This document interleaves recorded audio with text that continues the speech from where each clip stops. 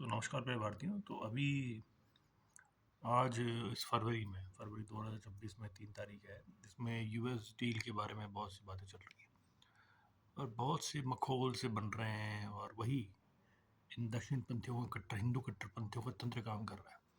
देखिए देखिए ग्रेजुअली मैं आपको बताऊं, 2014 से लेके और 2026 आ गया, इन्होंने हिंदुस्तान की इकोनॉमिक्स को गर्त में नहीं पहुंचा रहे। ये हिंदुस्तान की, हमारे भारत की इकोनॉमिक्स को, उसके अर्थतंत्र जो मजबूत हो रहा था, उसको एक तरीके से वेंटिलेटर पे ले जाने वाला काम कर रहे हैं। अब $1 में रुपया 92, भाई 92 रुपये का $1 हो गया है। इन्हें इससे बहुत खुशी मिल रही है, इन बीजेपी वालों को और इन दक्षिणपंथियों को और आरएसएस वालों को। अब पता नहीं क्यों मिल रही है। लेकिन मैं एक चीज़ कहूँगा कि एक वो गुजरात का ही बंदा था, पोरबंदर से निकला, जिसने देश को आज़ाद कराया, और यही गुजरात के लोग हैं जो इस देश को वापस गुलाम बनाना चाहते हैं। क्योंकि गुलाम बनने के बाद ही वापस वर्ण व्यवस्था शुरू होगी, वापस से ही जाति प्रथा शुरू होगी, वापस से ही एक खास तबका जो है, एक खास जाति का तबका, वो वापस ताकतवर बनेगा। ये थिंक टैंक है इन लोगों का जो इस चीज़ों के ऊपर काम कर रहे हैं। इससे होगा क्या कि हमारा देश जो है वो वापस से फिर उसी वक्त में पहुंच जाएगा जो अंग्रेजों के टाइम पर था, 100-200 साल पुराना। हम उनसे चीज़ें खरीद रहे हैं। हमें संप्रभु कहने में अभी बहुत दिक्कत नहीं है कि संप्रभु हैं। आर्मी की बात करें तो आर्मी में करप्शन है, और कोई कोई मना नहीं करेगा, करप्शन है। लेकिन कई सालों से ऐसा हो रखा है कि आर्मी के करप्शन को ये सरकार नहीं, पहले की सरकारें भी छुपाती आई हैं। कैसे एक बड़ा लेवल का अधिकारी कई जगहों पे जाकर प्लॉट खरीद रहा है, जबकि उसकी तनख्वाह 2-2.5 लाख से ज़्यादा नहीं। कैसे?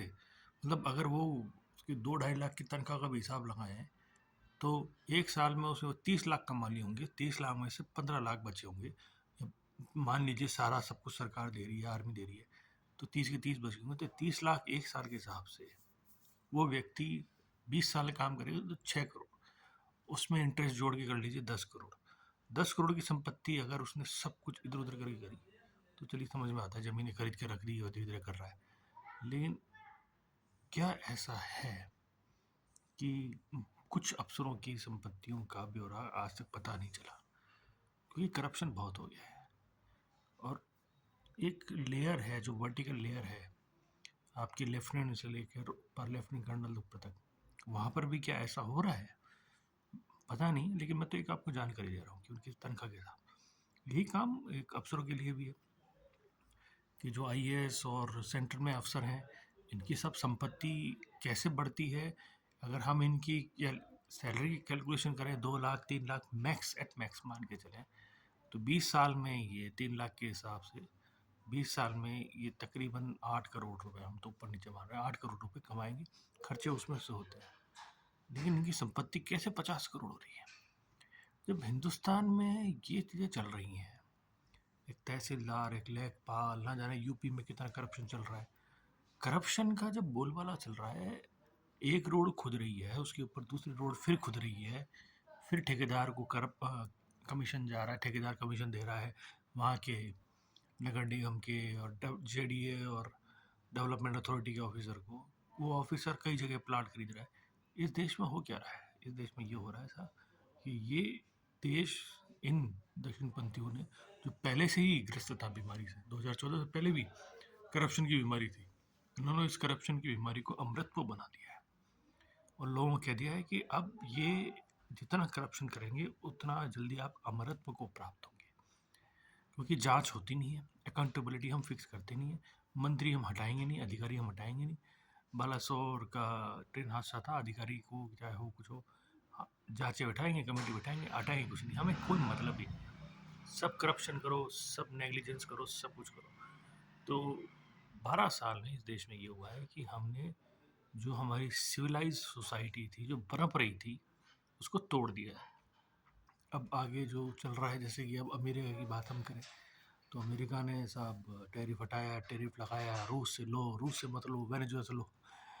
मतलब पहली बार ऐसा हुआ कि इस देश का प्रधानमंत्री सारी जो सबसे ज़रूरी बातें हैं उन पर खड़ा नहीं होकर बोल्ड तरीके से, साहब तुम्हारी बातों का कोई फर्क नहीं पड़ता, ये ना कह के जैसे कोई बात होती है तुरंत चुनाव की रैली में चले जाओ है। बड़ी बड़ी बातें वहाँ पर फेंकने के बाद और सब बातें होने के बाद आ जावे।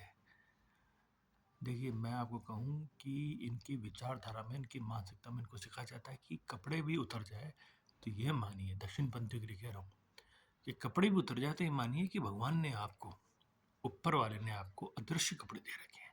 कोई आपको नंगा नहीं देख रहा, मेरी बात समझिएगा, कोई आपको नंगा नहीं देख रहा। आपको कपड़े पहना रखे हैं, उनकी आंख को ओझल कर रखा है, उन्हें आप नजर नहीं आ रहे। ये इस सोच के साथ आगे चलते हैं। लेकिन जो भी है, इस देश का नुकसान हो रहा है ये सोचने के बाद। देखिए आगे क्या होता है। जय हिंद, जय भारत।